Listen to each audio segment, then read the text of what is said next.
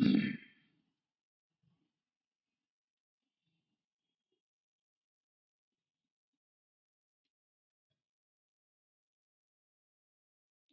welcome to the Points of Topology Part 2. This is the first live session. My name is Sovi, and I'm working under Dr. Kasilingam at IIT Madras.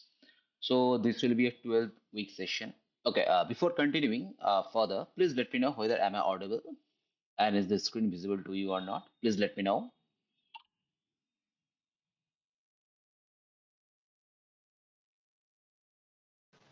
Yes. Yes, audible. Okay, is the screen visible to you? Yes, yes. Okay, thank you. So what's your name? I'm unable to view the name from this side actually. What's your name? Mustaq. Oh, okay. So since it's a first session, so let me have some idea regarding the participants. So right now you are doing graduation or post graduation. Post graduation. Okay, okay. So this is your which year? I mean, which semester? I have completed. That's good to hear. So okay. So have you studied this points of topology part one before or in your PG course have you studied topology? No, not too much. Okay, okay, okay. Okay. Okay, that's not a problem. We are going to learn many things in this semester, in this course actually. Okay. So so let me check how many participants are there. How to see that? So there is okay. So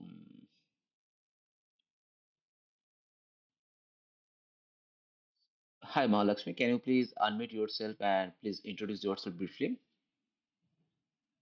Hello everyone. Yeah. Am I audible? Yeah, sure. Please go ahead.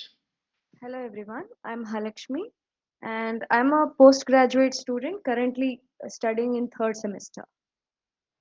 Okay. So have you studied this topology before? I have learned only the basics of Poinsett topology and not much. Hmm, got it. So okay. So have you attended the points topology part one course previously? No, but I'm watching it now in the YouTube. Okay, that's good.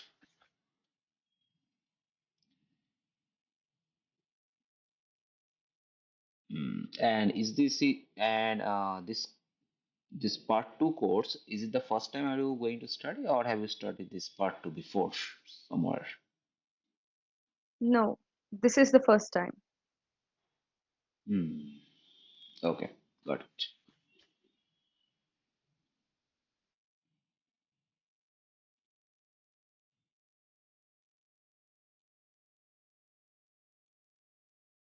Okay.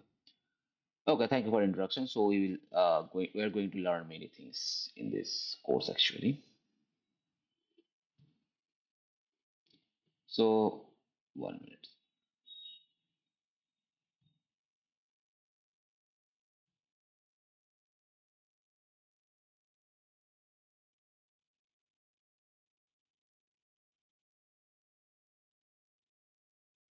Okay, so there is one more person, Saira.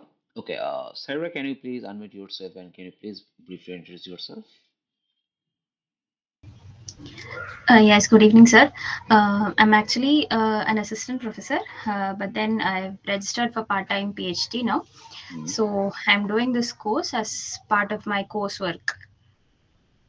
Okay, okay. Yeah. Okay, so you're a professor, so you already know these things. Okay, good to hear. Uh, not completely, but then points at topology part one, I think I've covered in my MSc. And then part two, few portions I've already studied, but then few have not studied.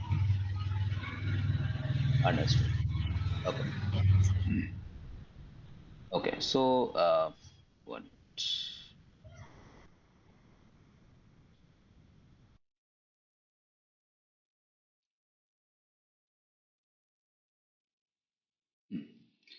Okay. So,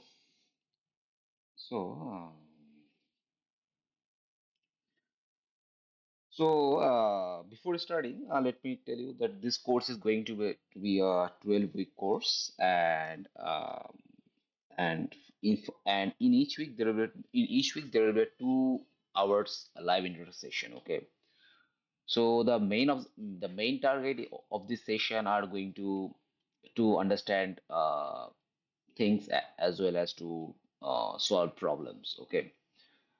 I mean, the problem solving is the core focus of these live sessions.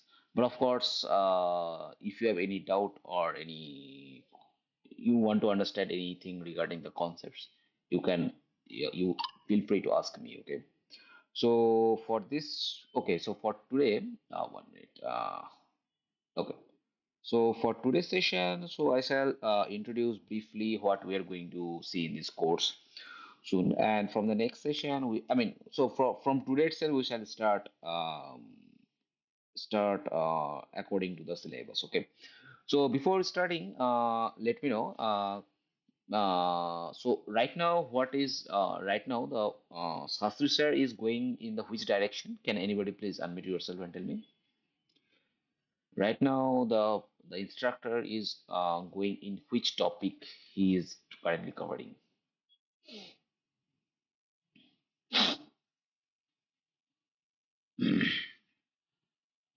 Anybody? He has covered the implicit function theorem and the inverse function theorem for the week. Okay. Okay. Okay. Since he has covered those things, so basically those are part of the multivariate calculus. And anyway, the points of topology, the core points of topology too, does not cover those things. Okay. So so let me start with the actual points of topology from today itself. So today I shall briefly explain what we're going to see in this upcoming total 12 weeks. Okay. So that's my plan. So let me start writing. So I have shared the screen.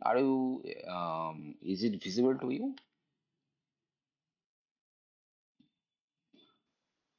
Yes, sir. It is visible. Okay.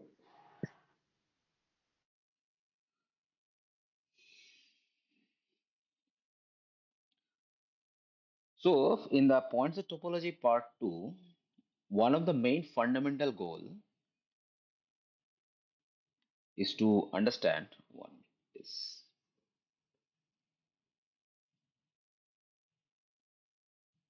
hmm, one of the fundamental goal is to understand when a given topological space is metrizable.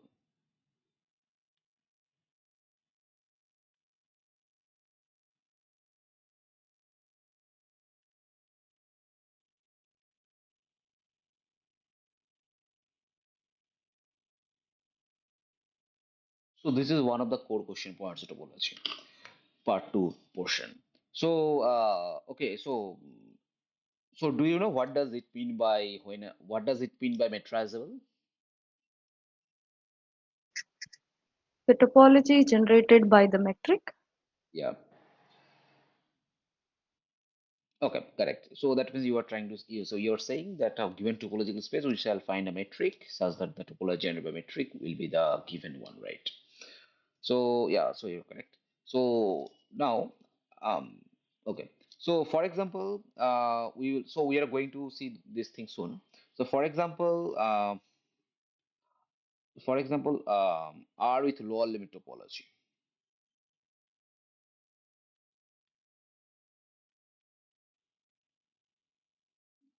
So this is not metrizable.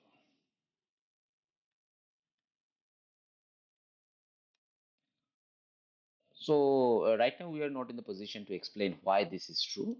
After a few sessions, we can see why this is true. Okay. Right now, just take it for granted. So, in order to answer this question, when a given space is meteorizable or not, so there are two key things we need to understand. So, first concept is known as uh, separable separability axiom, and second concept is known as countability axiom.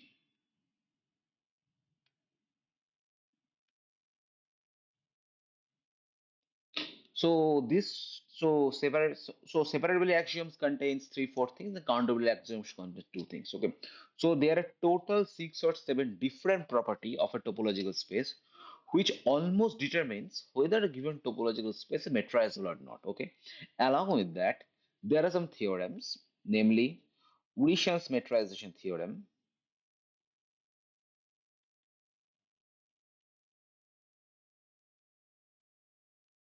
and there is some another theorem, namely uh, some T to the extension theorem.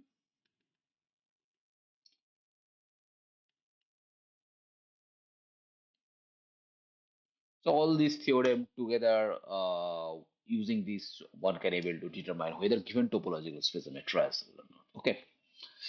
So we will see these things soon.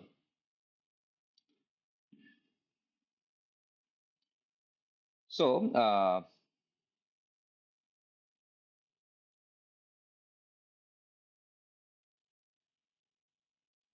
okay. So um,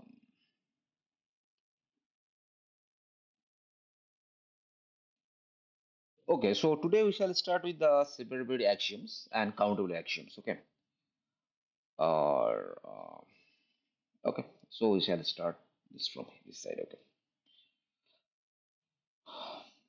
So separability axioms contains three, four things, namely T0. I mean, T0 means whether when a given space will be T0, then T1, then T2, then T3, then T4. So I am now going to write the definitions when the space is said to be T0, T1, T3, and T4, etc. Okay. So and so these things comes under separable axioms, and under countability axioms. Sorry, under countability axioms. Uh, just can you please tell me whether should I make the screen bigger or should I make the screen smaller, or what's the suggestion?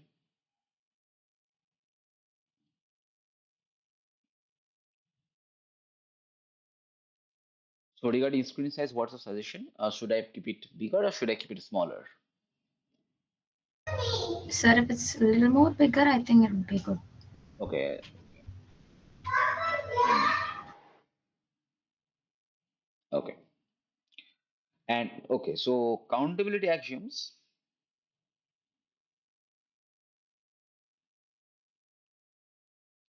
So this countability axioms has two things. So one is first countability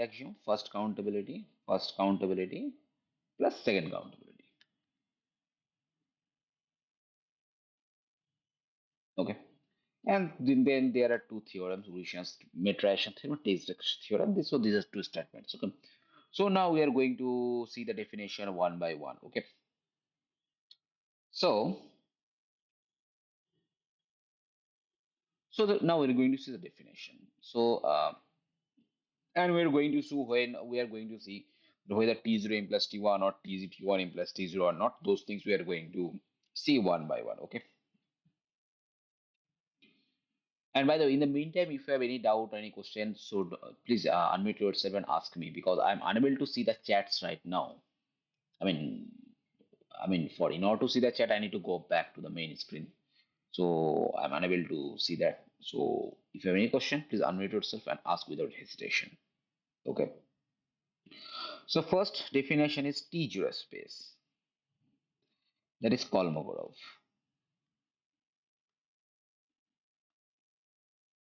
It is the name of the space. It is known as Kolmogorov space. Okay. So so suppose X tau be a topological space.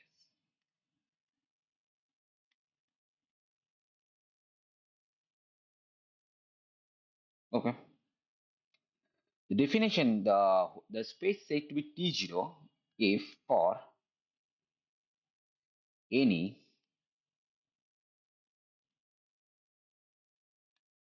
two distinct points xy belongs to X, there exists an open set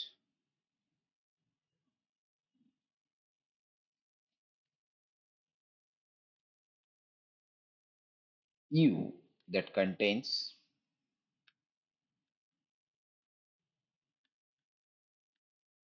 one point but not others. Let me explain. So that means a space is said to be T0 if suppose we have some space, okay, and there are 2 points x and y.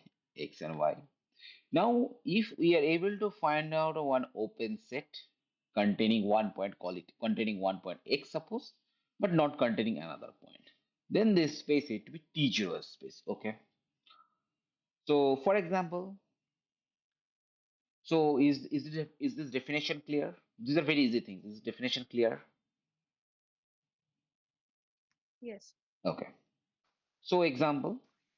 So there is one familiar space you must be aware of, namely the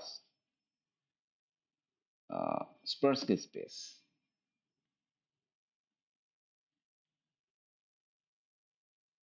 So this is the space where the capital X is the second bracket AB, double turn set with the topology tau is equal to phi A and AB.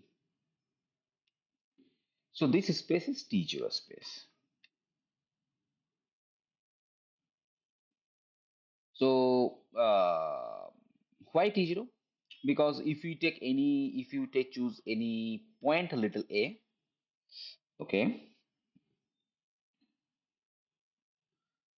So if you choose the point little a, so this, I mean,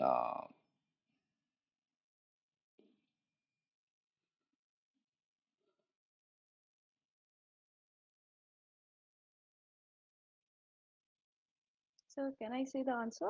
yeah, sure, sure.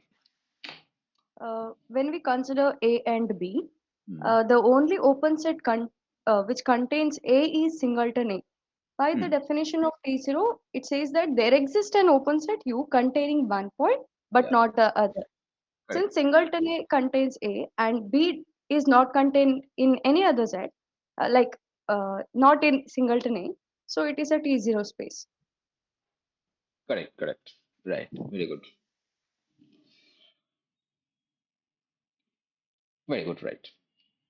So, okay, so this definition is clear. Now we are going to go for the T1 space. Sir, I have a doubt. Yes.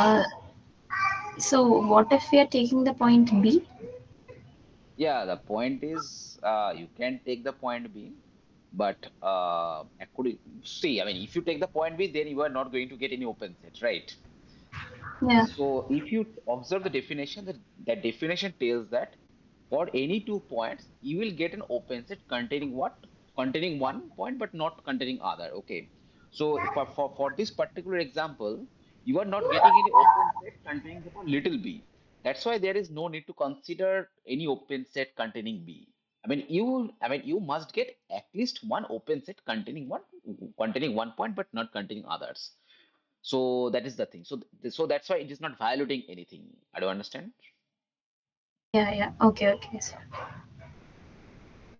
It is not saying that for each point you can get open set containing what but not containing others. That is not the case.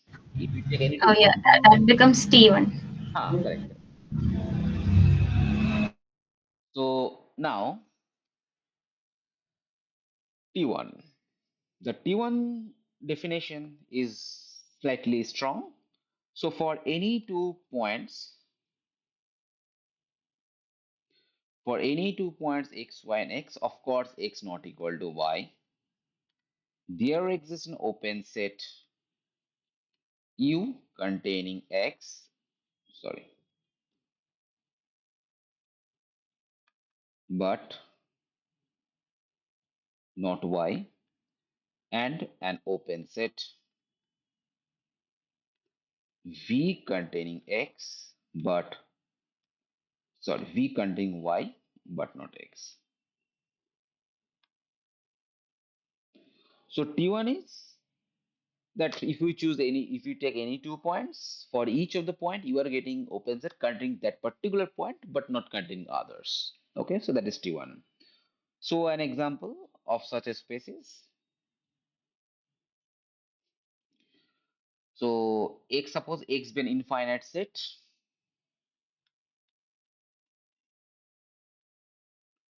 and consider tau to be cofinite topology. So do you know cofinite topology?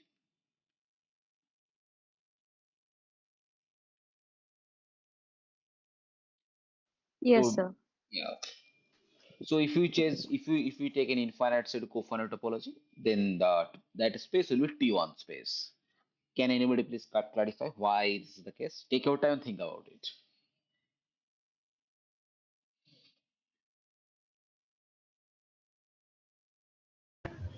Because if we are considering the points x and y, Hmm. we can find an open set which Hmm. is x minus the small set x. Um, okay. Okay then. Hmm. Okay. So that will contain y, and the other open set we can consider as x minus singleton y. Correct. Correct. Right. Right. Very good.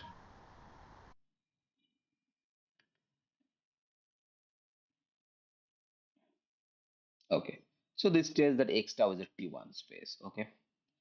And so one key observation is that T1 implies T0. So this one is clear. I hope there is nothing to observe. And another important observation is that, so that a space is T1 if and only if all singletons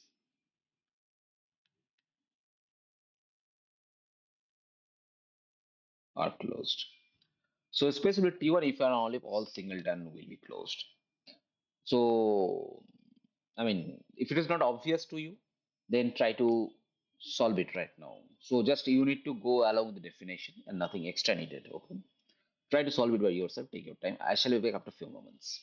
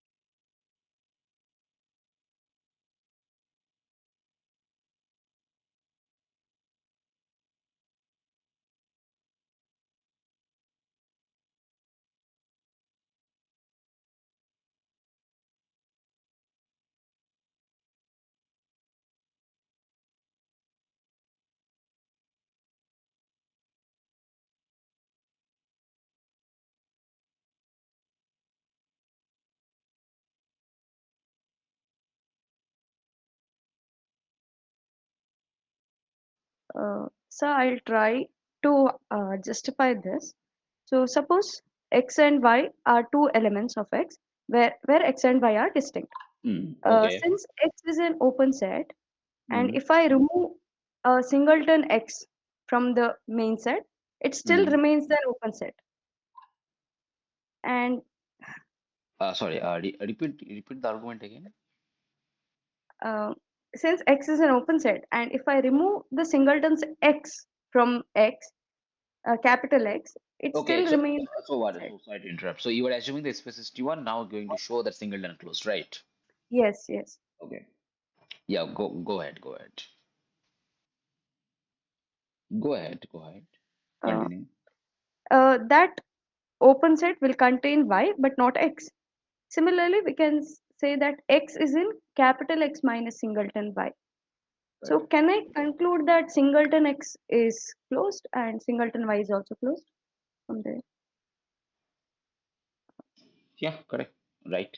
So your argument is that since X is T1, so you are choosing X belongs to X. And now you need to show singleton X closed. That is, you are going to show X minus singleton X is open. That's what you need to show, right? This is open. This is need to show. So you are choosing Y belongs to X minus singleton X. So X not equal to Y. So you will get an open set U containing X, but U does not contain Y. Sorry. So V can sorry. So V containing Y, but V does not contain X. So this implies Y belongs to V, subset of X minus singleton X. So this tells that X minus singleton open. So this tells that singleton X closed. So that's what you are trying to say, right? Do you understand my argument? Or am I Yes, yes. missing writing the argument? Okay. Oh, and what about the converts?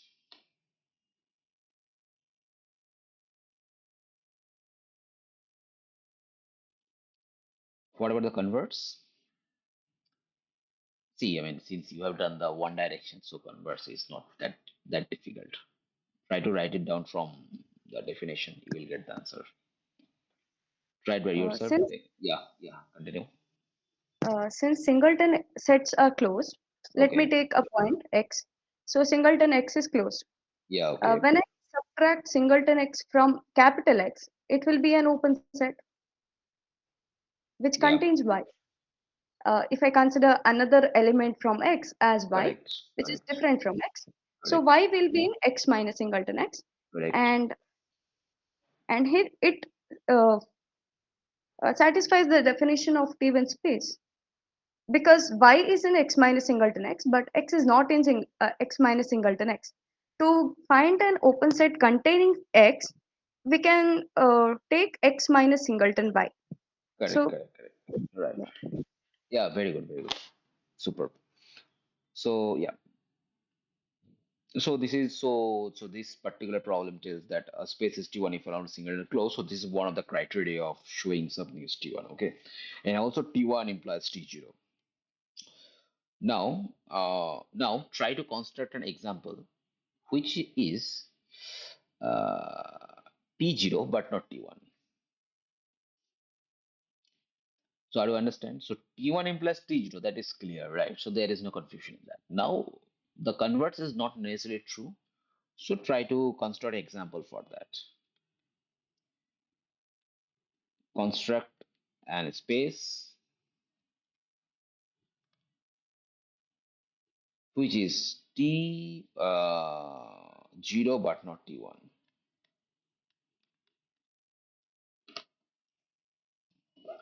Think about it. It should not be difficult. I don't understand my question. yes, yes. Okay, take your time, think about it. So we can consider the Sierpinski topology itself, right? uh, Correct. Okay, of course. Apart from that,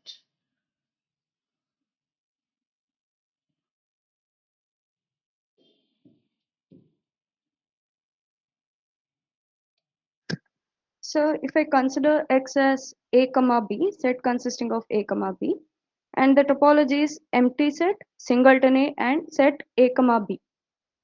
Then this topology contains like X X it equal to X. satisfies T0 property, but does not satisfy T1. Sorry. Repeat again. X equal to double to A comma B, and what is the topology you are taking? Empty set, Yes. singleton A, and Yes. X. Okay. It is an T0 space, but not T1, because if I consider 2 points A and B, A is in singleton A, but there is no open set containing B other than uh, only B. Like it does not contain singleton B as a topology, as an open set in topology. Correct. It is yeah, So it's T0. Yeah. yeah, so it is not a T1 space. Correct. Very good. Okay. So T1 is a proper subset of T0. Okay. So now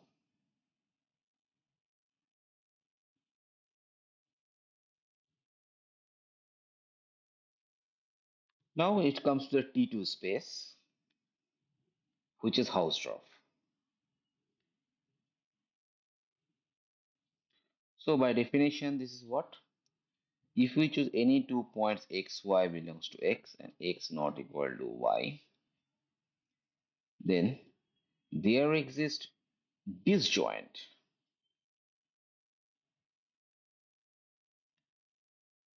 open sets U and V such that x belongs to U and y belongs to phi. So that means, I mean, of course, I believe that everybody has seen this definition before. So we have 2 points. We have the set capital X, and we have to point little x, little y, and we shall get to open sets U and V, such that their intersection is empty. Then such a space is called Hausdorff space. Okay. An example of such a space is any metric space or a Hausdorff space.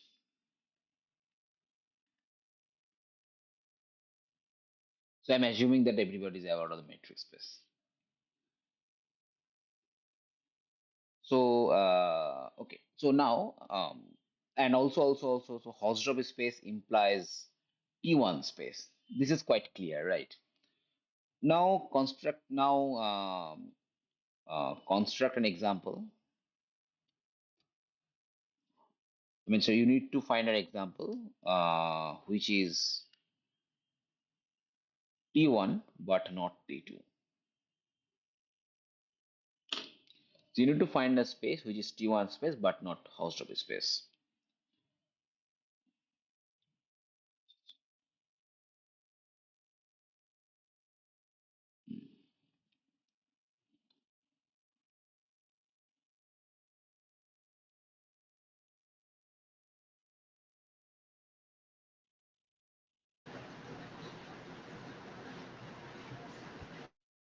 So we can consider the cofinite topology on set X.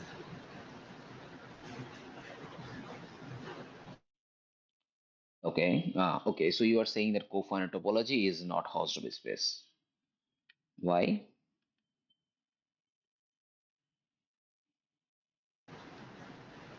Because we need not be able to find disjoint neighborhoods. If we are considering an uncountable set, we might not be able to find disjoint neighborhoods containing two distinct points.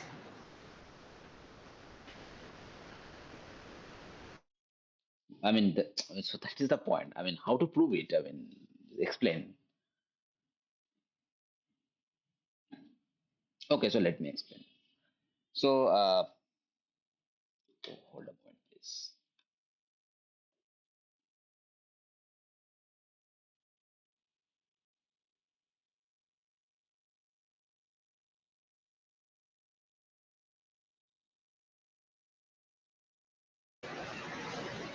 Sir, like in cofinite topology, the open sets are whose complements are finite, right? So if Yeah, we are considering X as an uncountable set yeah. and we have two points x and y.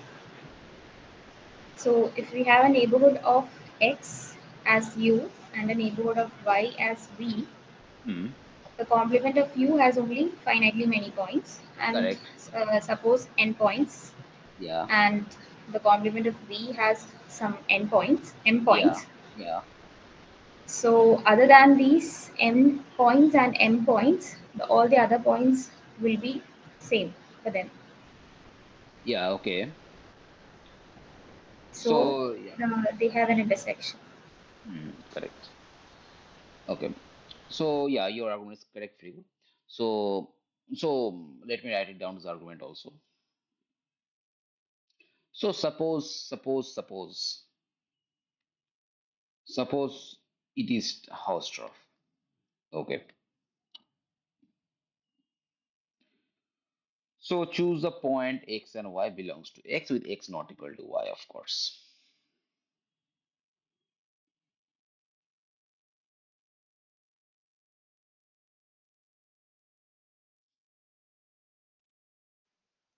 Sir, can I try to prove it? Yeah, sure. Please go out. As you said, x and y be in x, and x is different from y.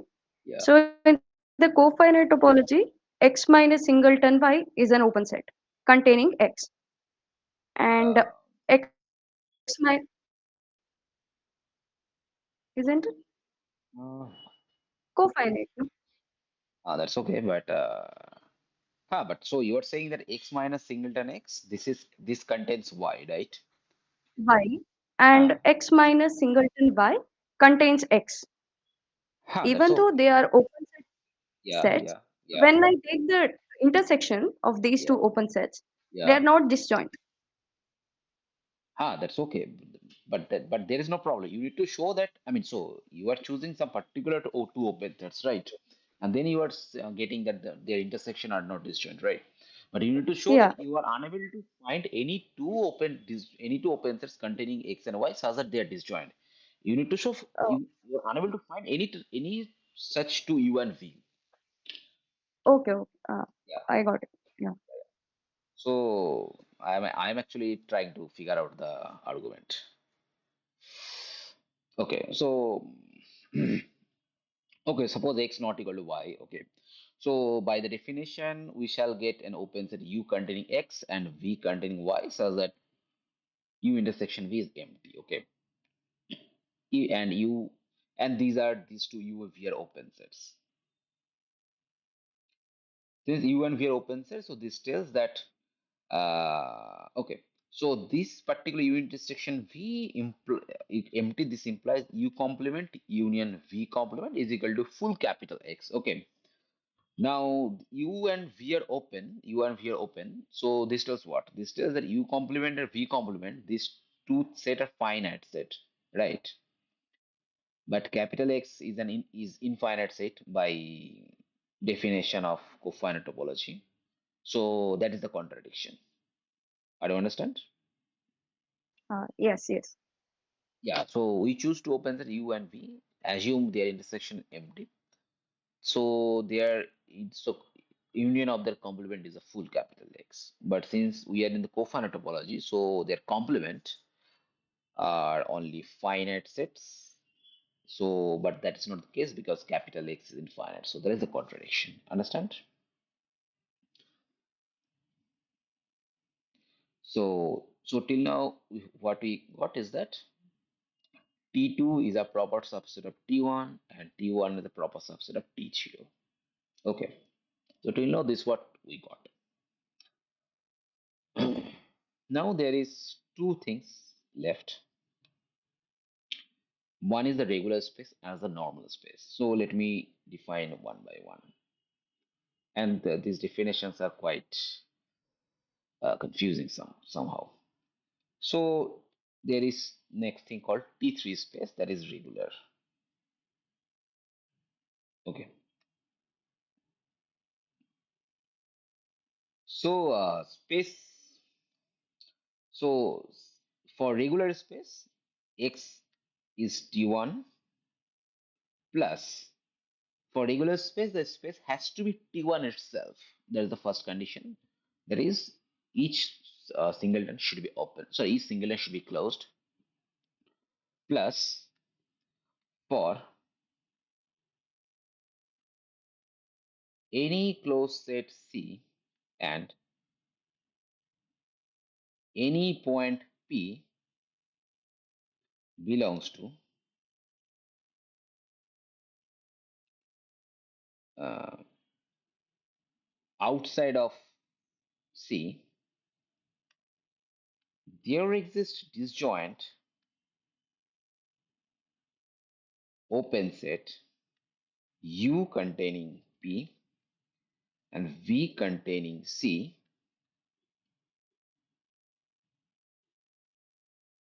such that U intersection V is empty.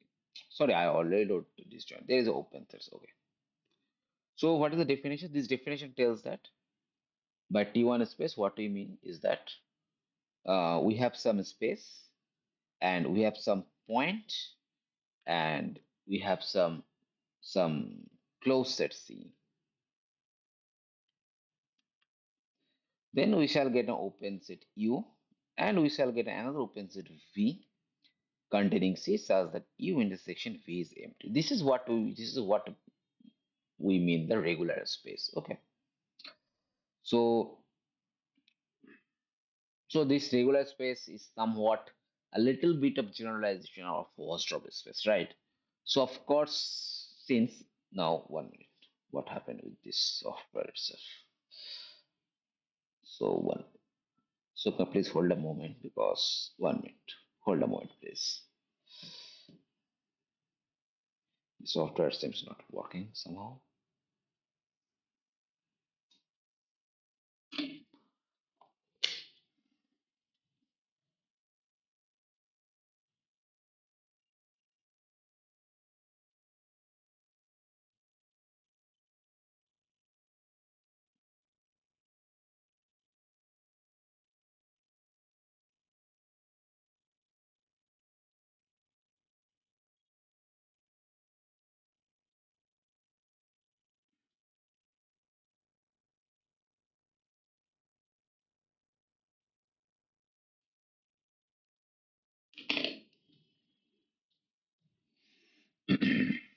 Okay, so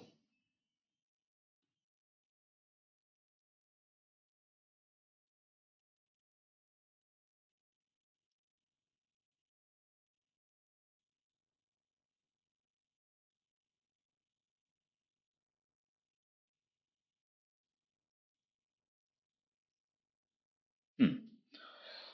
So first of all, from definition of this regular space, what we are getting is that the first space has to be for each singleton set has to be closed. Okay, that is the first requirement of a space to be um, regular. Okay, so and then if we take any closed set and if we take any point outside the closed set, then that disjoint condition shall will be satisfied. So the first observation is that first observation is that regularity, that is T3 implies T2. That is the first observation, and this is obvious, so there is nothing to explain. Now, try to construct an example which is Hausdorff but not regular. Construct an example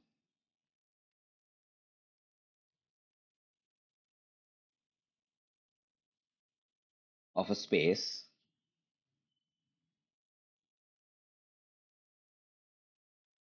which is Hausdorff but not regular.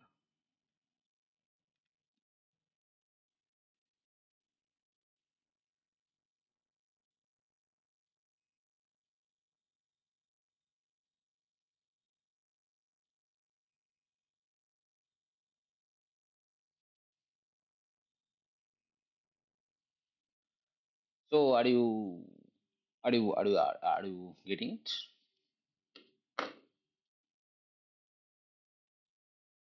Hello, I'm audible. Yes, sir. We Yeah, are yeah, understanding. yeah, yeah. So try to consider example which is Hausdorff but not regular.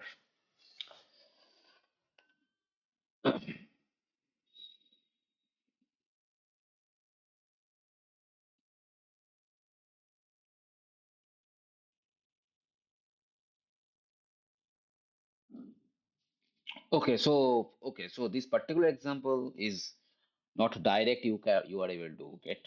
So it will. So it may. So you think about in your when you are free. So there is no point of right thinking it right now. It will take time actually. Okay. So think about it and let me know in the next session of this particular example. Okay. So right now, right now the point is regularity. I mean, there are spaces which is a house drop but not regular. So yeah, so till now we have something like this, and the construction of particular space is actually not direct. So take your time and think about in your home and let me know the next session. Okay. So now we are going to the next thing that is known as normality of T4 space.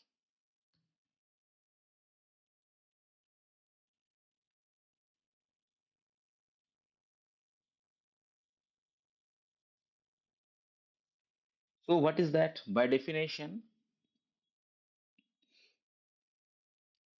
a space is said to be.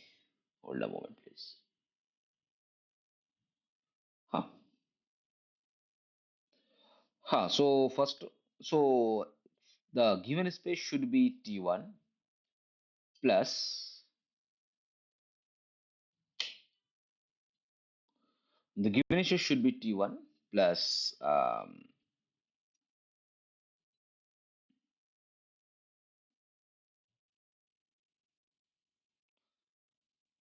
plus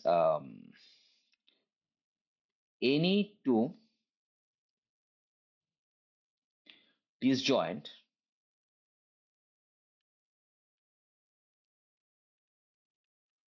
closed sets A and B. There exist disjoint open sets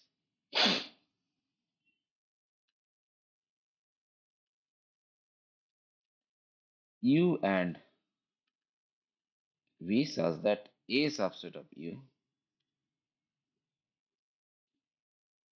and B subset of V. So that means what? That means you have any space capital X and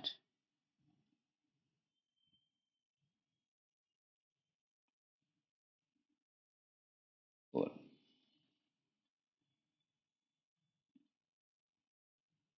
so that means what? You have the space capital X and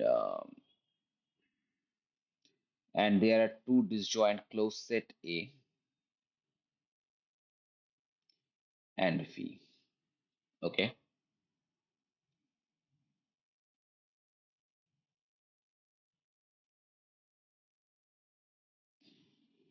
And then you shall able to find some open sets U and V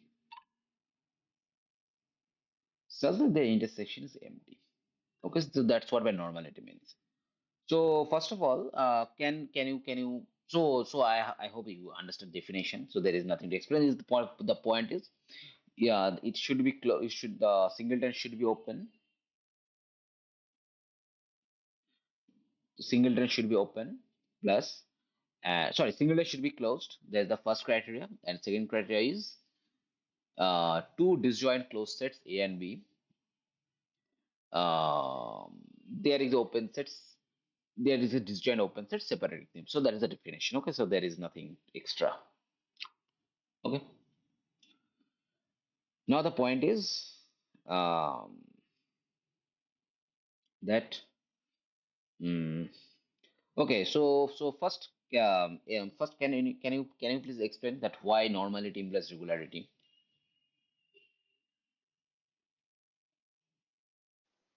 Uh, Here, if we consider A and B are two disjoint closed sets, where Mhm. U and V contains both A and B respectively. And if Yeah, I correct. consider a point from A, Yeah. and the closed set B, Yeah. since X is in A and Yeah. U is containing X Yeah. and V is containing B. So when I take the intersection, it is disjoint. It is empty, and hence it is T3 Correct. space. Correct. Correct. Correct. Very good. So normality implies regularity.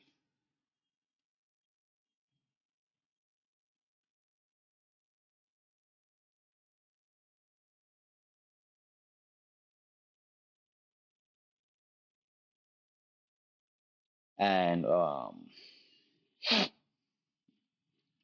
so that is, so one direction is true. Here also you try to construct an example which is regular but not normal. Construct an space, sorry, construct a space which is regular but not normal.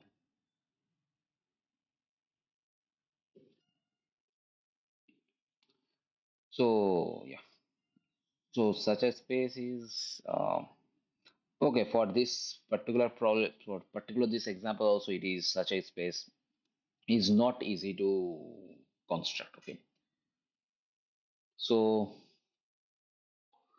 um,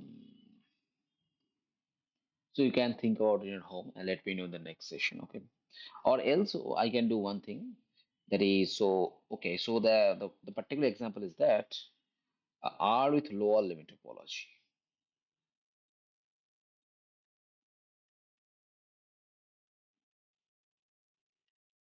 is not normal. Okay, just prove it.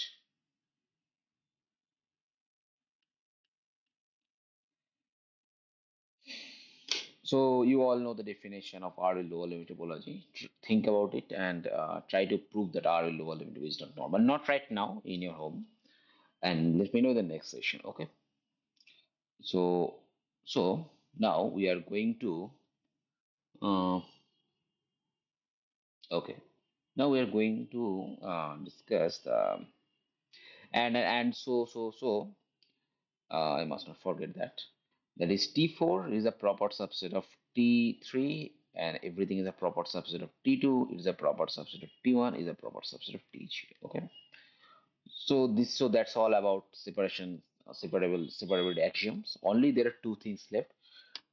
Try to show construct an example which is mm, house drop under regular, and construct another example which is regular but not normal. Okay, so these two things, try to figure it out on your home. Okay, and now try to show that, right now show that metric space is normal.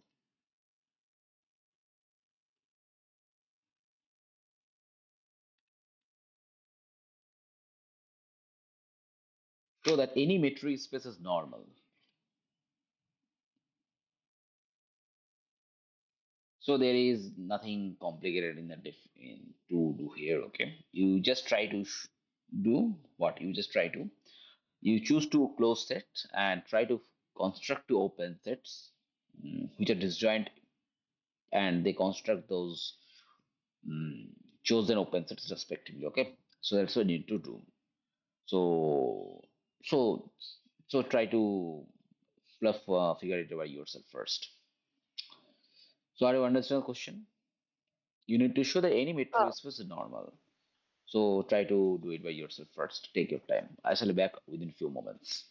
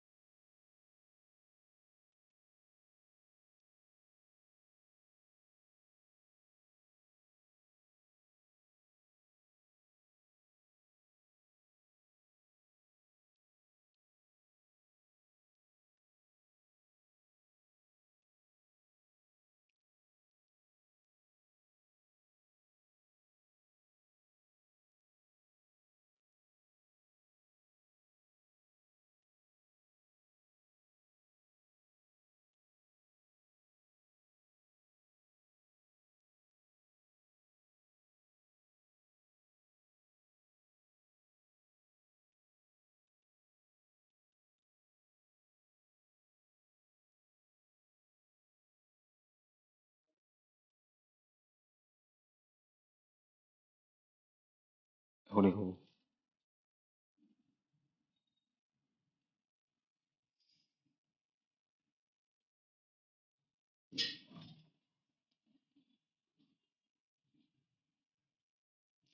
So, um, are you able to figure out why metric space is a normal space, or any idea, or at least how to start with?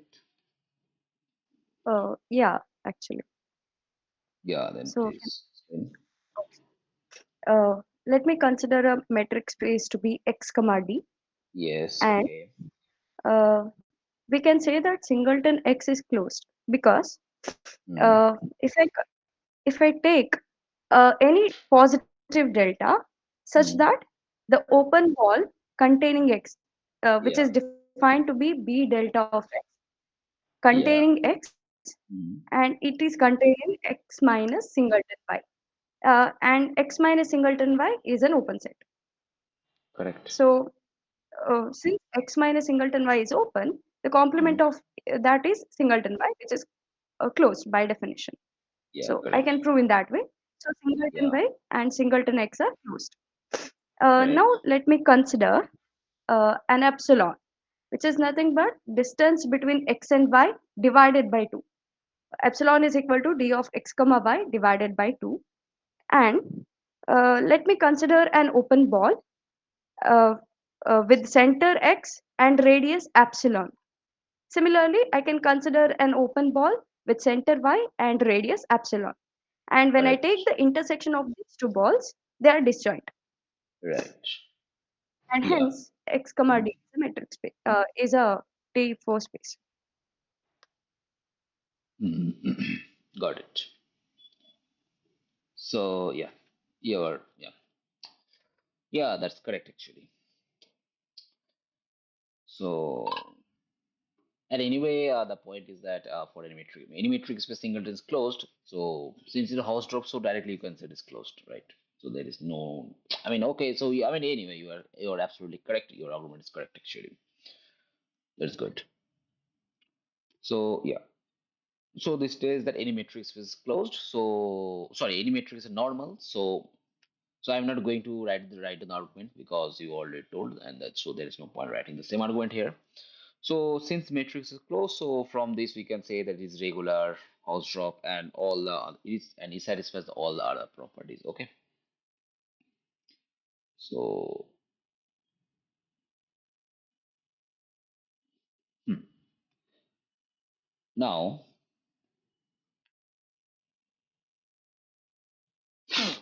okay. So there is next question is that show that uh, in a compact house drop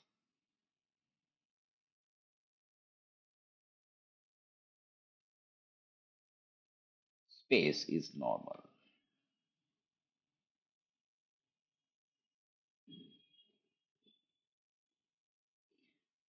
So you need to show that any compact house which is normal. Okay. So the first step is to show that hint,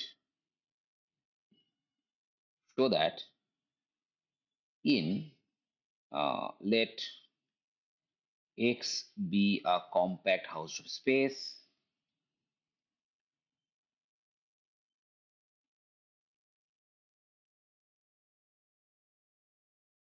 and choose X belongs to X and W be a closed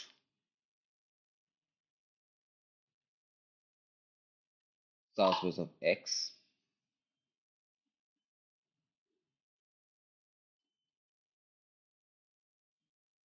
um, such that X is outside of W. Then show that there exists open set U containing X and V containing W such that U intersection V is empty. So the what you need to show is that so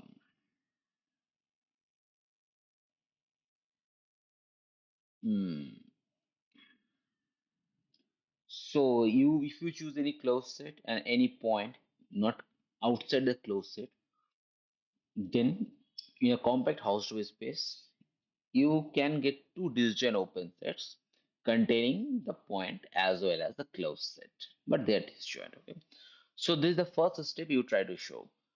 So try to prove the hint first. Okay. I don't understand my question. Try to prove the hint first.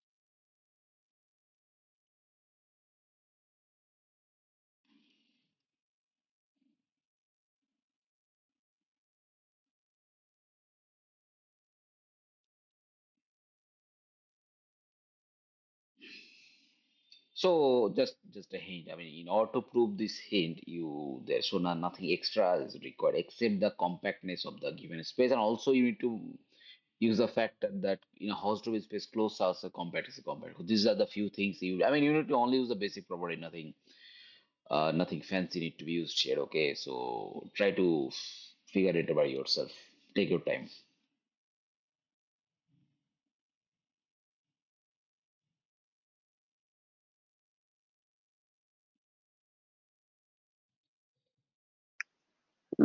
So can I try once? Yeah, sure. So if I consider uh, Yeah, capital X minus W, which contains X but does yeah. not contain W, so I can consider that as an open set containing X. And Correct, correct. X minus singleton X is an open set containing W but not X. Since X is housed off, singleton X is closed, so X minus singleton X is an open set. You can say that, right? No, no, sorry. Repeat the argument again. I'm extremely sorry. Repeat the argument again. Which parts are W containing X No, no, minus singleton X, no, no, no? full argument. Just repeat the full argument. Um, since W is an closed set, so Yes. X minus W, can I conclude that X minus W is an open set? Yeah, of course. Okay. So X minus W is an open set containing X. Okay. And Yes. W is contained in X minus singleton X. I think from there I cannot say that they are disjoint. There is a Yes. problem there. Correct, Yeah, correct. yeah. Yeah. Mm. So, I mean, so what you need to do is that. So, let me give you the idea. So, okay. I mean, no. First, try by yourself. Then I shall give the idea. The point is somehow you need to use the fact that the given space is compact. Okay. So since W is closed, so and the given space is Hausdorff, so W will be a compact subspace. Correct. Now the point is that um, now the point is so X is outside capital W, right? So for each point of capital W, we shall get an open set containing that particular point and another open set containing that little x such that they are disjoint. Okay, we can do these things for each point of capital W, correct? So finally what we are getting that if we choose any point of capital W, we have some open set containing that point as well as we have some open set containing little x such that they are disjoint. So in capital W you already get an open cover. So now you need to use the compactness here and um, try to come with the conclusion that try to construct U and V such that U intersection V is empty. I do understand. So that Uh, main trick is yeah. So main trick is for each point of capital W, you can get an open set containing that point, as well as you shall get an open set containing little x such that they are disjoint due to Hausdorffness, right? yes, yes. Now you need to do this thing for each point of capital W. So Mhm. for each each point of capital W are covered by some open set. So you're getting open cover. Now you need to use the compactness, and then you need to construct the set capital U as well as capital V, such that those satisfying those conditions. So try to figure this out by yourself now. Okay. Take your time.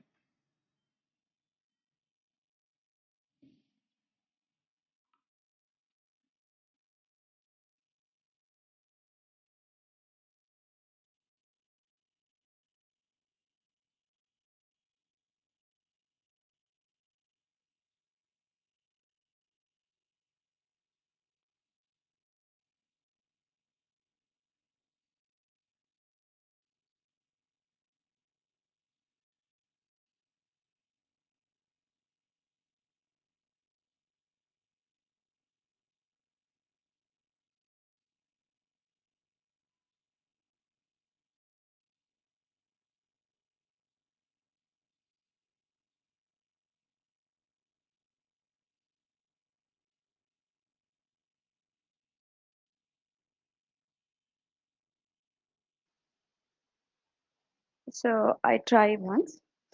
Yeah, sure. For each y in W, I can Mm-hmm. find an open set Vi Mm-hmm. containing y and an open set U containing x such that U intersection Vi is empty because of the Hausdorff property of x. Correct. So if I continue like this, like Yeah. finding the open set for each point of W, Mm-hmm. then when I take the union of all those uh, open sets containing those points, like it will be a countable union because of the compactness, right? No, it is a finite union, right? Ha, Yeah. Finite, right? yes, yes. Finite union of such open sets. So Yeah. W will be containing finite union of those sets. And when I Mm-hmm. take the inter, when I find the intersection with U, it will Mm-hmm. be empty. So Correct, correct, correct. So, yeah, so your idea is correct. No? So let me write it down because this argument is quite not obvious somehow. yeah. So, okay. So, okay. So,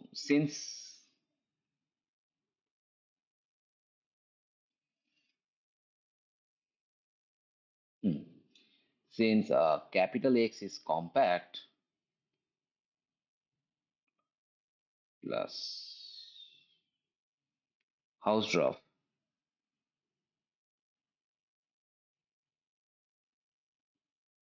and capital W being closed,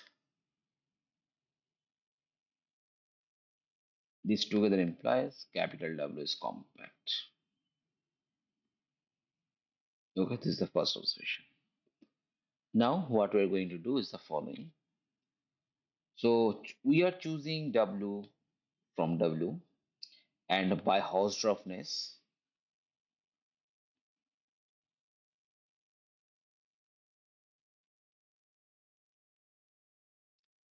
there exists open set UW containing X and an open set VW containing W, such that UW intersection VW empty. Correct. Now, this collection VW, we are doing this thing for each W. Okay. Now, this collection VW, this forms an open cover of capital W, and this open cover must this will admit a finite subcover.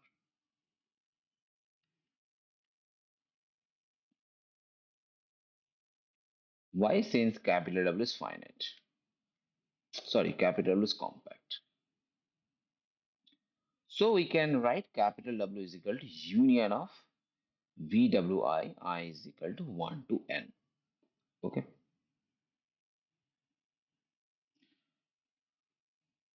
Sorry, I mean to say capital W is contained in this thing.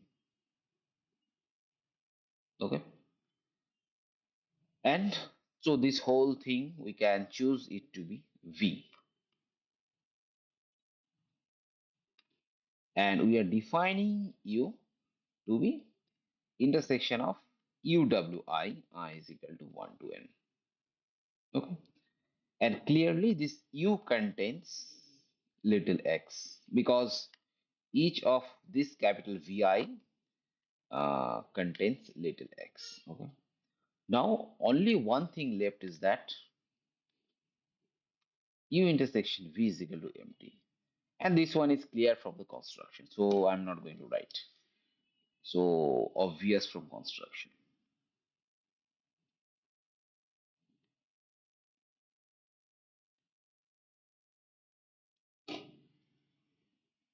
So that is the argument. So is it clear to everybody? Is this argument clear to everybody? So here what we have proved is that so in a compact Hausdorff space, if we choose a closed set and if we take a point outside the closed set, then that point and the closed set can be separated by means of disjoint open sets. So that's the first step we have done. So till now, is this argument clear to everybody? Yes, sir. Yeah.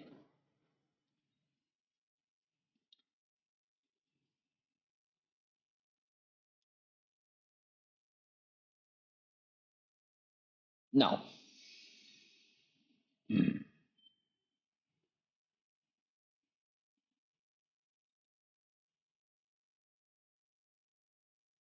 mm. Okay, now, so now using this, now using, so this, so basically we have proved the hint till now, right? Now using the hint, try to show that, using the hint, try to prove this question. That is any compact house was normal, okay? So now try to prove this. So for that, what to, how to start with? You need to choose two closed disjoint subspace of that compact Hausdorff space, okay? And then you need to use that below hint. So now take your time and think about it, how you can do that. Okay,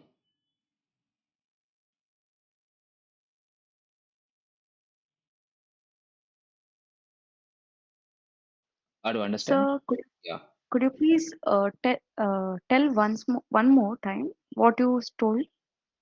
yeah. So one, just hold a moment, please. 1 minute.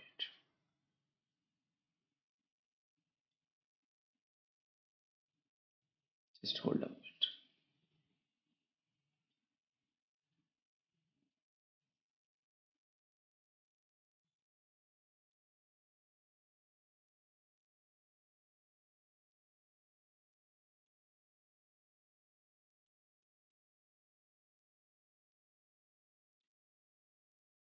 Yeah. So,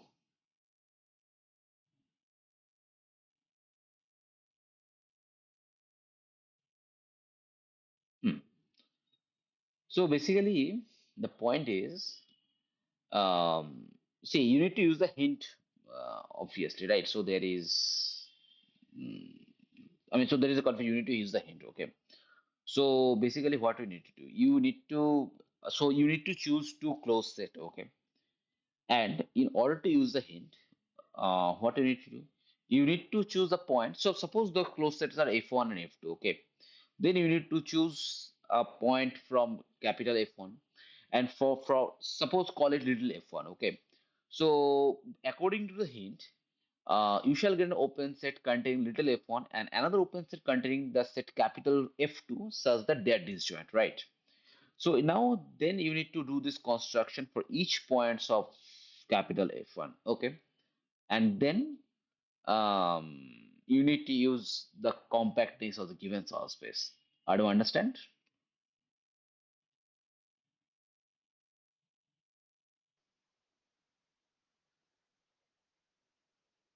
I do understand.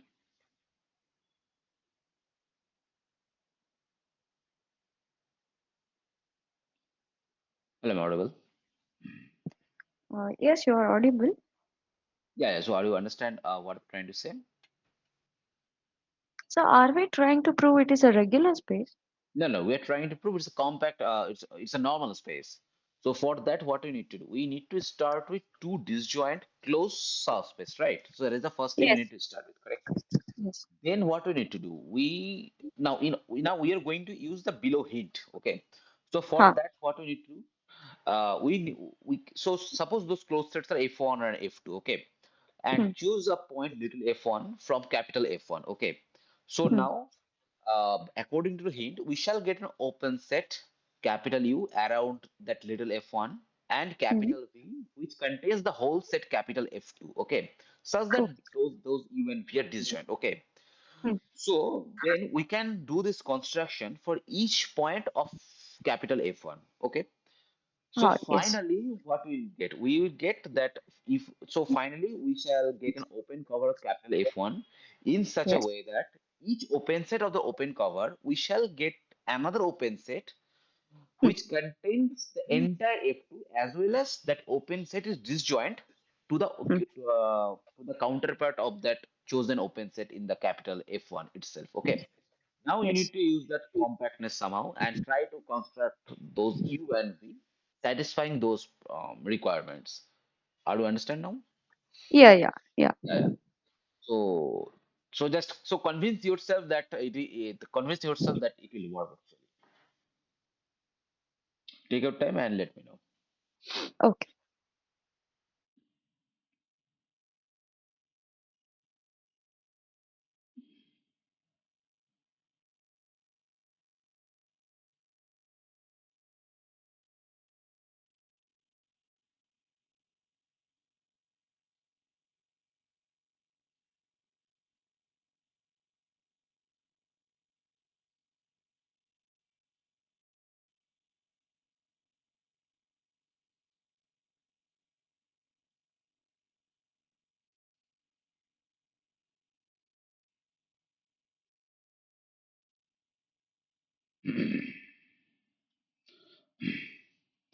Okay, I shall wake after a few moments.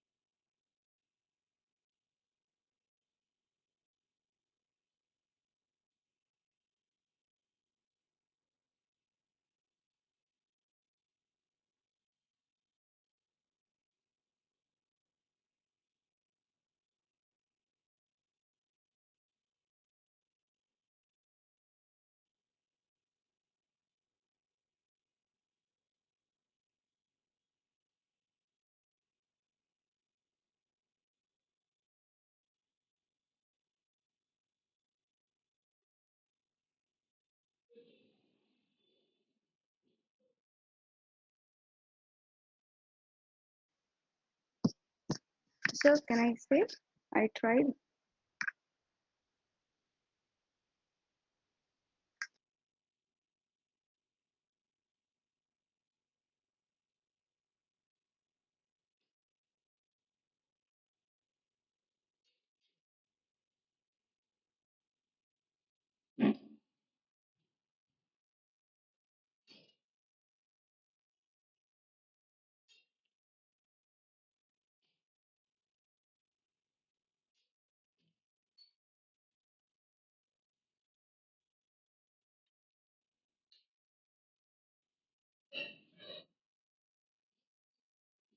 Okay.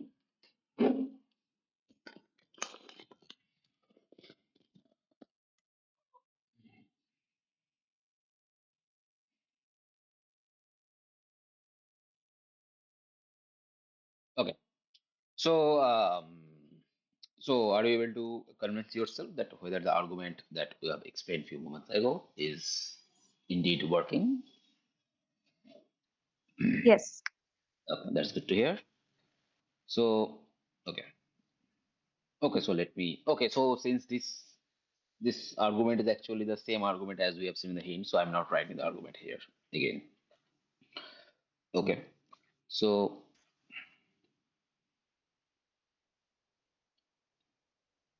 okay. So there is an easy question. Question is that is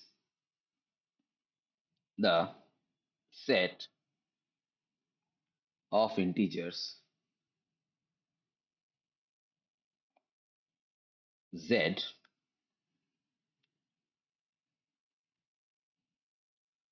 with cofinite topology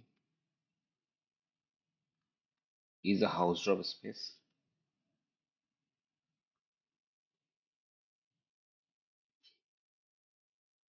The question is that is the set of integers z with a cofinite topology the Hausdorff space? Think about it.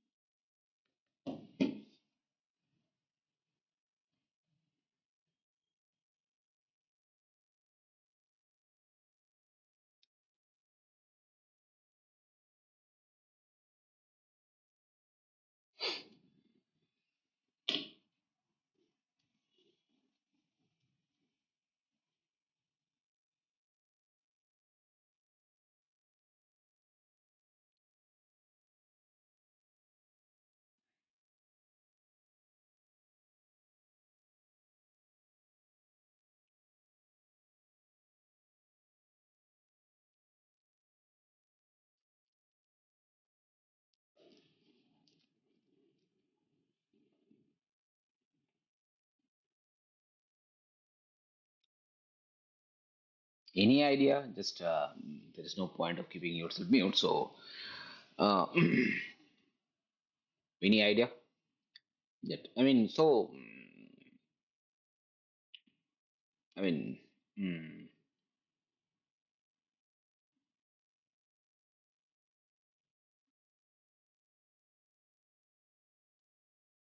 so what the so what the answer will be of this?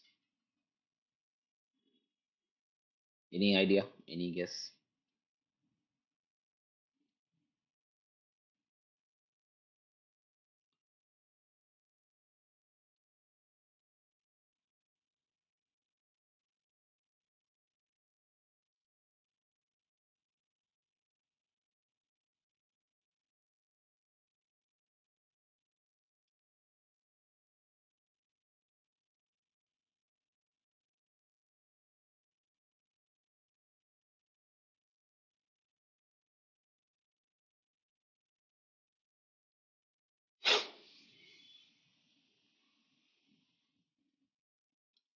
So any idea? I mean, please unmute yourself and let me know the answer. What you are thinking about this answer?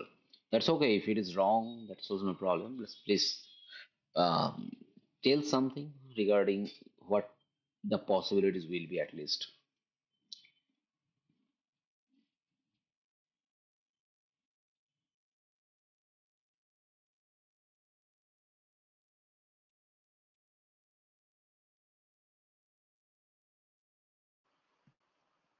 If I consider two integers, say x and y, Yeah, and I can think of one open set containing y, that is z minus singleton x.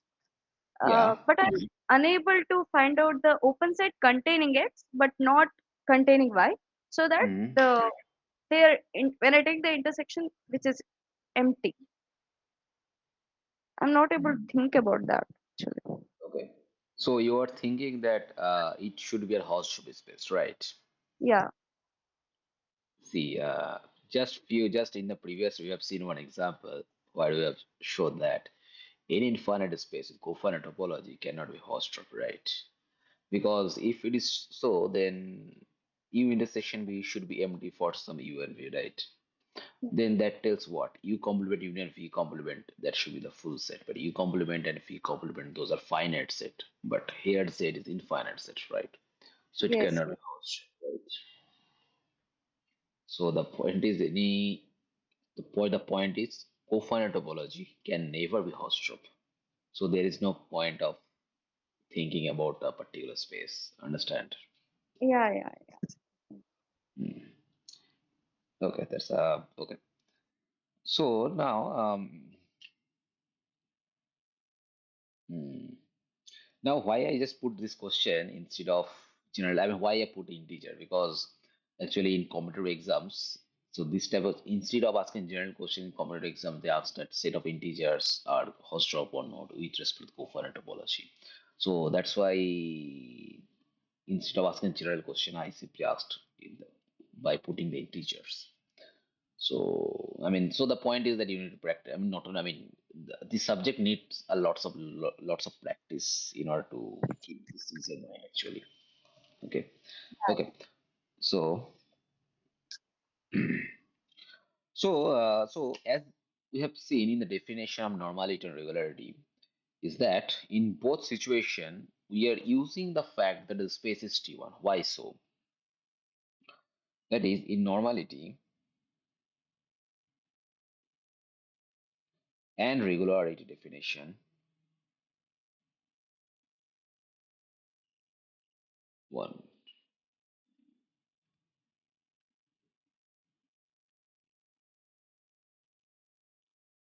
we are taking the space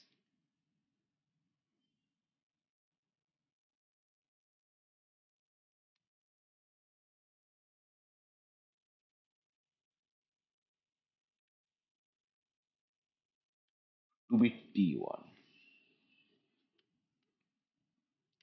Why?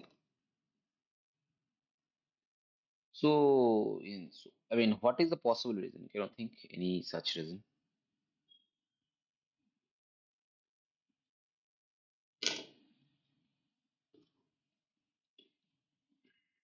Or suppose if we omit those two, if we omit that T1ness from the definition of regularity or normality, then what we will get?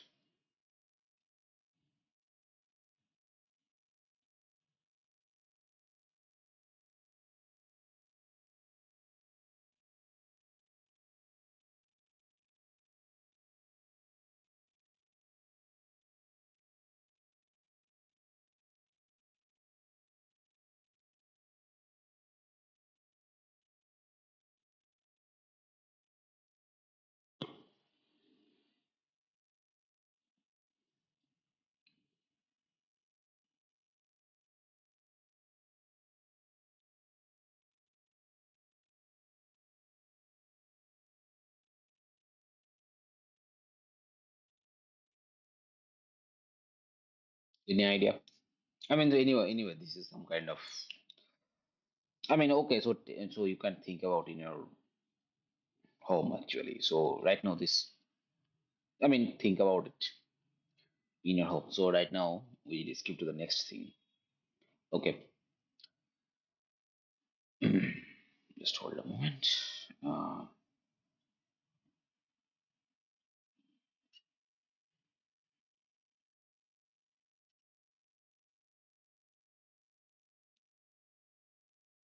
okay. Okay, so the next thing, the next thing is that mm,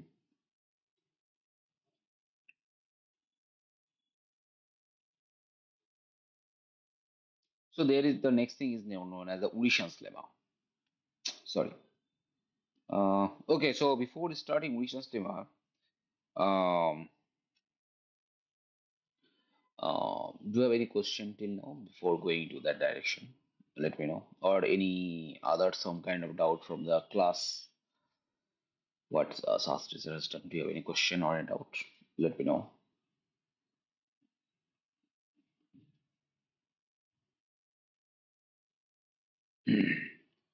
Do you have any So question or any for, doubt? Yeah, sure. Please go for ahead. previous question, could you please give small hint if you don't mind? Yeah, yeah, sure.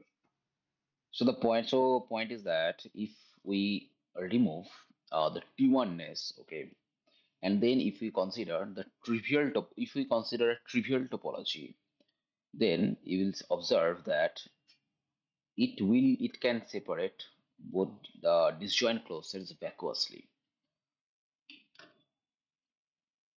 If we omit the T1ness and if we consider trivial topology on any given space, then it can separate the disjoint opposites obviously.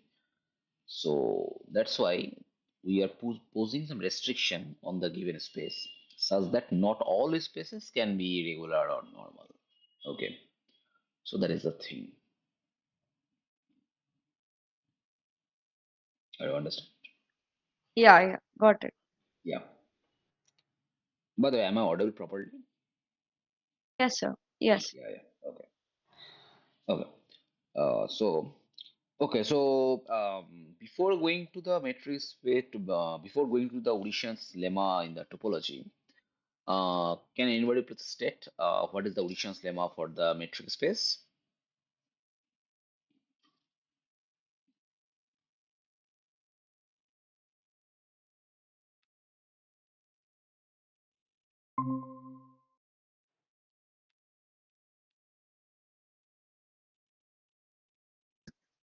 So I have not studied Urison's lemma actually. Okay, one. There is an issue with the software itself. Hold a moment, please.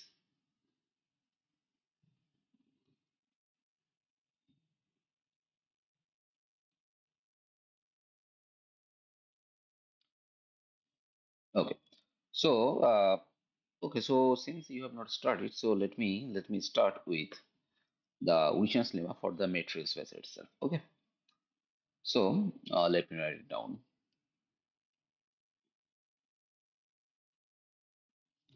Hold a moment, please.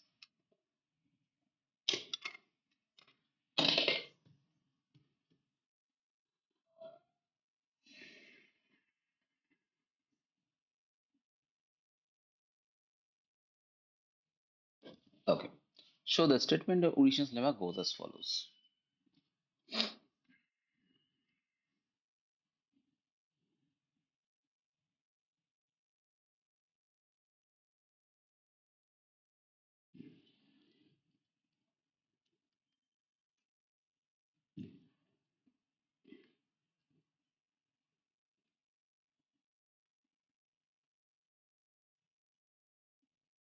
So the first point is that for both metric space and topological space, the statement of the Orician's lemma is same, but the proof are far more different from the in the topological space compared to the matrix. Okay. So anyway, let me write down statement for the matrix space and let me write down the proof for the matrix space. Then same goes. Then we shall go for topological space. Okay. So suppose x. Where is my? Suppose x d. Sorry for the bad handwriting. 1 minute. Let me fix it.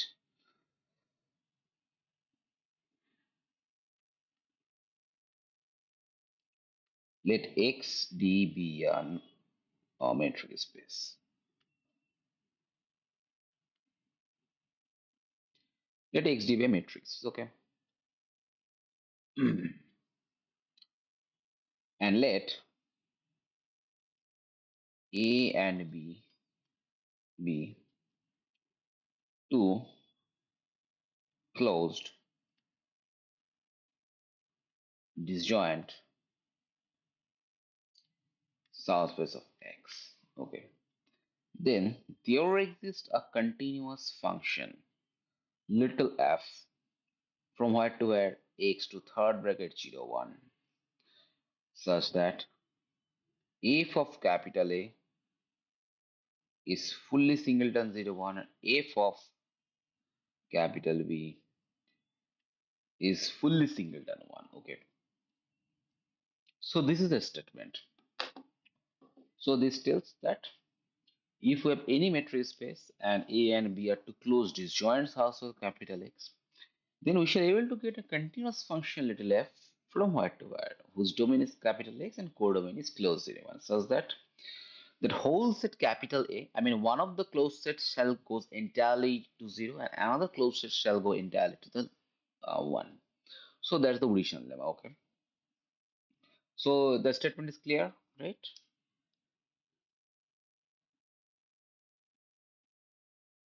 The statement is clear, right? Okay, I hope. So the proof, where is that?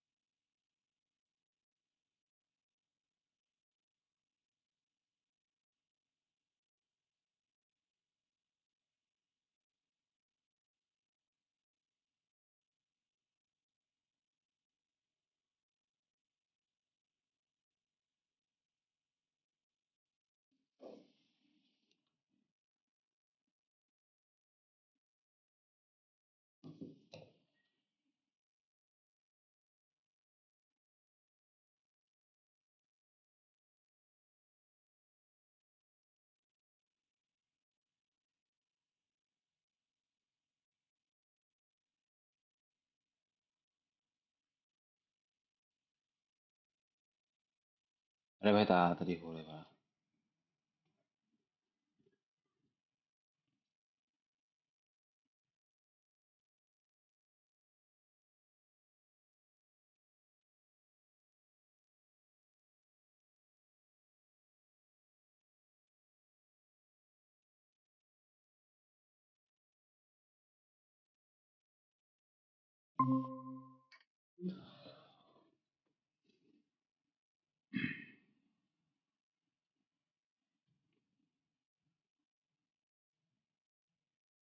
Hello, sorry, there's a network issue. I'm audible. I'm audible.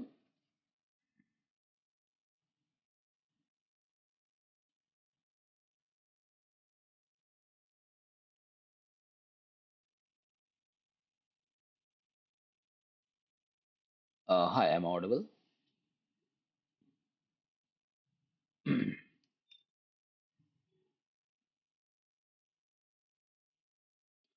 Can you please confirm whether I'm audible or not? Because I'm not sure whether internet is properly connected or not. It seems connected, but um,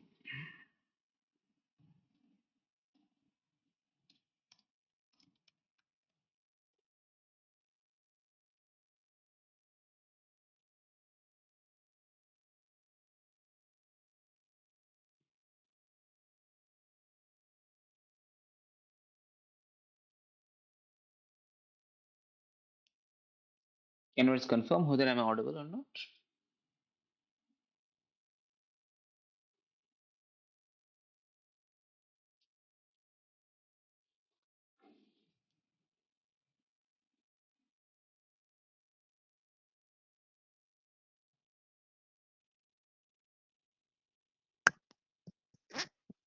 Sir, did you ask anything? Yeah, am I audible or not? Because in the meantime, possibly I got disconnected. Yeah, you are audible. Okay, thanks for confirming. Okay, so so the proof of Orishon's lemma. Sorry for the inconvenience actually. So proof of Orishon's lemma goes as follows. So we are defining that f of x to be dax sorry, I mean to say dAx divided by dAx plus dBx. So first, let me know whether do you understand the meaning of dAx, dBx, these things? Do you know the meaning of that? Yes. Okay. So first of all, this is a continuous function, and the here the denominator is non-zero, so this whole thing is making sense. Okay. Now the So point. for confirmation, can I define dAx just for confirmation? So it is the infimum of set of all distance between a comma x for each a in A. That is the meaning, right? It is infimum D. of dAx for each A belongs to A. Correct, right. Okay. So yeah. Hmm. So that is the definition of dx here, correct? Now, now obviously, so I mean, since you know the one minute. Now, now of course, f of a, this thing will be what? This thing will be d of a by d of a plus d of b a, and d of a this will be 0, right? So f of a will be 0, and but f of b, that will be what? D of ab by d of ab plus 0. So that will be equal to 1. So this particular function shall work. I mean, so this particular function is satisfying actually the um, actually the Wilson's lemma. So is this clear? I mean, so the point is that this particular chosen function will satisfy that those requirements. So that's it. I mean, so there is nothing to explain more. And this function little f is continuous. Why? Because that function, the numerator is continuous, and denominator is also continuous, as well as the denominator is non-zero. So that's why this whole thing is making sense. Do you understand? Yes. Now the same statement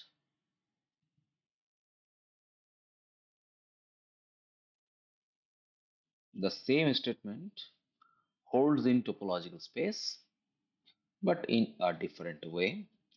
So let me write it down the statement here.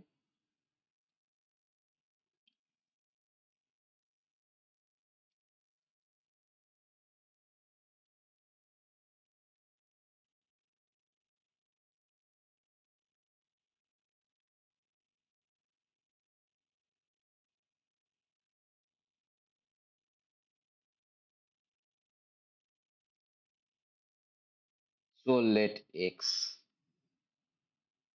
be a normal space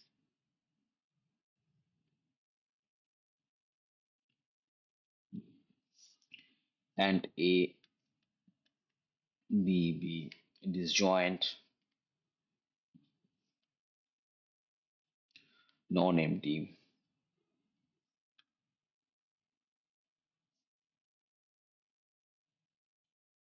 closed subsets of X. Then there exist continuous functions f from x to 0, 1, such that f of x equal to 0 for all x belongs to A, and f of x equal to 1 for all x belongs to B. So that is the statement. Okay. Now the difference of this statement topological space, or the only extra thing we need to keep in mind is that the given space has to be normal, and in the metric space case we have the metric space which is normal. So that's why this topological space Rich's lemma is more general. Okay. So the same statement holds here. Okay. But the proof for the topological for the Rich's lemma in the topological space is um it's actually far complicated. And right now, we are not going to prove that theorem. If we have time, then later on we shall come back and prove this theorem. But right now, we are skipping the proof. Okay. And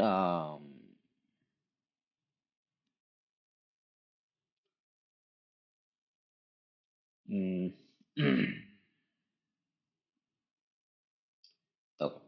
So till now, do you have any question or anything you don't understand in the professor's class or any other doubt do you have till now regarding this? Not really. Okay. So after Rishon's lemma, there is the next thing comes, namely the T to the extension theorem.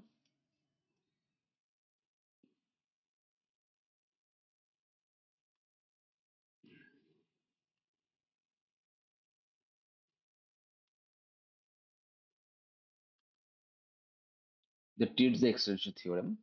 This theorem tells that first x, the space x has to be normal. Okay. That is the first and foremost requirement. Why the thing is to be normal? Because at least intuitively, normality, I mean, if a space is normal, it's intuitively you can feel that a space is almost close to a being metric space.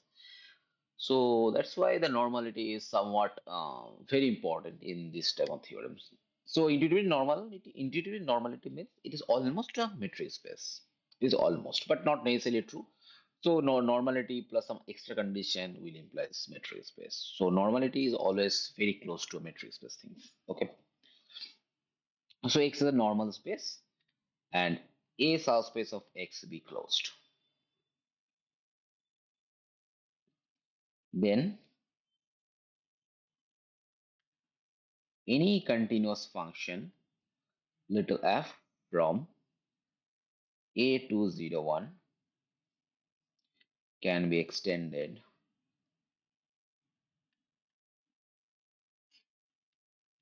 to a continuous function f from x to 0, 1. I mean, the point is here instead of 0, 1, you can replace it by third bracket close interval AB. The same thing has to be done here, okay? So this particular theorem tells that if you have any normal space and if we have some continuous function defined on the closed subspace to closed bounded intervals, then that function may extend it to the whole of the space, okay? Now, um, okay. Now, the first try to observe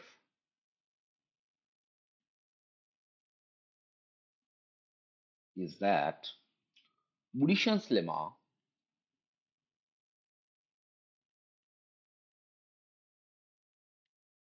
is a corollary of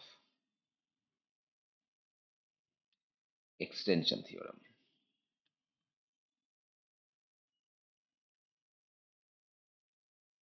Take out and think about it. You need to use a extension theorem for particular type of closed set, okay? And then you need to come up with the Budishan's lemma. So try to show that Budishan's lemma is actually a corollary of this extension theorem, okay? Take your time, let me know. Are you understand my point?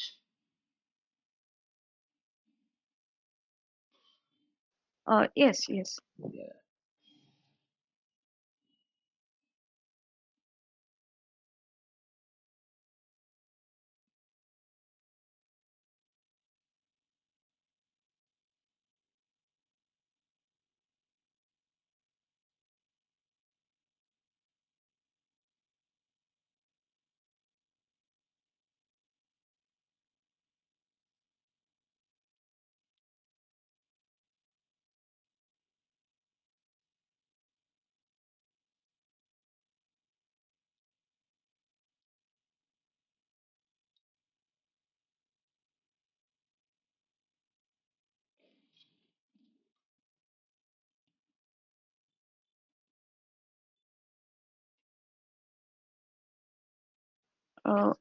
Sir, could you please give this as a homework so that I can think of this and in the next week Yeah. I'll be Haha, putting yeah, this. yeah, sure, sure,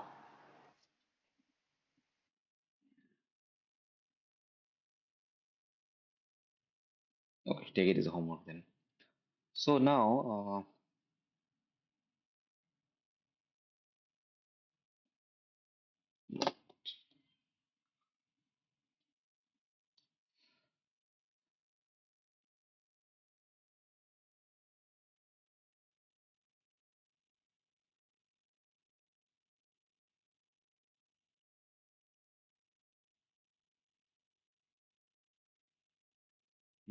what is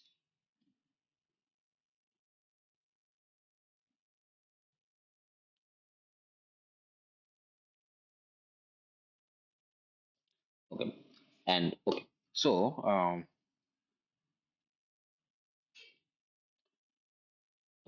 So, okay, so by okay, so now we have done this T's extension theorem. So this finishes the separation axiom. Okay. Now we have left two main things. That is first countable axiom and second countable axiom. Okay.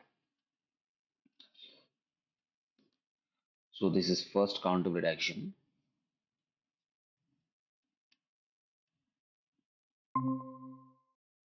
First countable axiom, second countable axiom. Okay. But okay. So we have some still few moments left.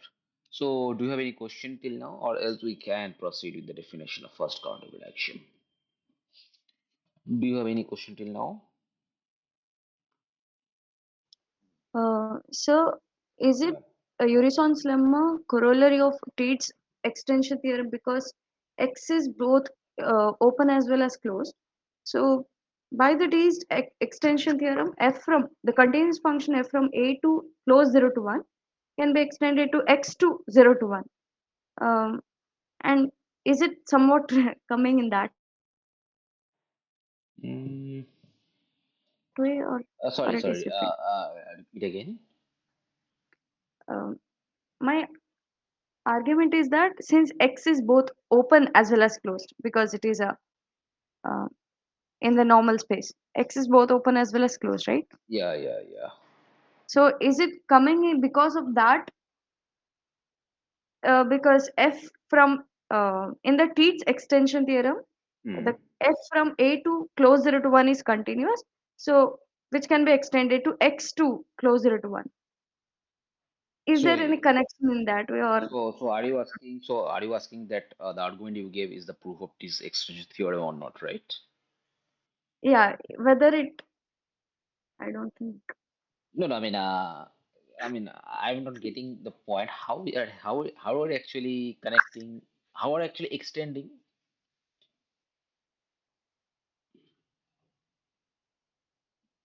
N- No, no, no need to hesitate. Just repeat the argument again. I'm unable to get No, no, the point of I'm extension. also got confused.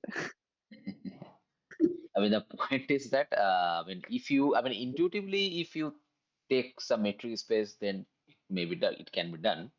But with arbitrary topological space, actually, that is not always the case. Okay, so yeah, so the point is that the T's extension theorem is not something too obvious. It is something highly non-trivial theorem. So while for visually it is obvious that I understand, but prove it mathematically for arbitrary topologies was actually very difficult. Okay, so that is the thing. But So that's a good thing. Yeah, huh, yeah, yeah, continue. can I ask one question Yeah, yeah, regarding this? yeah, yeah, So, sure. what exactly I have to prove to say Mhm. that Urison's lemma is a corollary of Teats extension theorem? Yeah, so you need to start with, what exactly need to prove means, To prove, I like, mean, that is a statement, right? See, that is a statement, right? To, you need to choose two close and need to figure out. So okay, so in order to prove Risha's lemma using T's extension theorem, first you need to choose some continuous function which is defined on some closed subspace, right? And then by using T's extension theorem, you need to extend it, right? So huh, right. you do? So you choose two closed sets A and B, Hmm. and you are defining a function. Okay, Hmm. so you are defining a function from A union B to third bracket 0, 1 in Hmm. such a way that capital A goes to 1 and capital B goes to 0. That is possible always, right? Because A Yeah, and yeah. B are disjoint. So you already have a function A union B to third bracket 0, 1 sending A to 0 and B to 1, and capital X is normal and A B Hmm. close to A union B is close. Now you use this extension theorem. So that map can be extended to whole capital X, sending capital A to 1 and capital B to 0. Hmm. Okay. Huh. So yeah. Okay. So there is two homework that I gave. Try to figure this out in your home and tell me in the next session. That is, find example of a host of a space which is regular. Find example of regular space which is not normal. Okay, try to Hmm. figure this out. So this is not difficult, but it is something not too much obvious. Also, you need to think about it really actually. Okay. And in the next section, we shall start with the first countability axiom, second count axiom, as well as as well as metrization theorems, which tells that under which circumstances the given space will be metric space or not. So that's how we shall go for the next session. Okay. So so that's all for today. Do you have any question? No. Then let's end the session here. Yeah. Thank you so much, sir. Okay. Yeah. Okay. Leaving the session.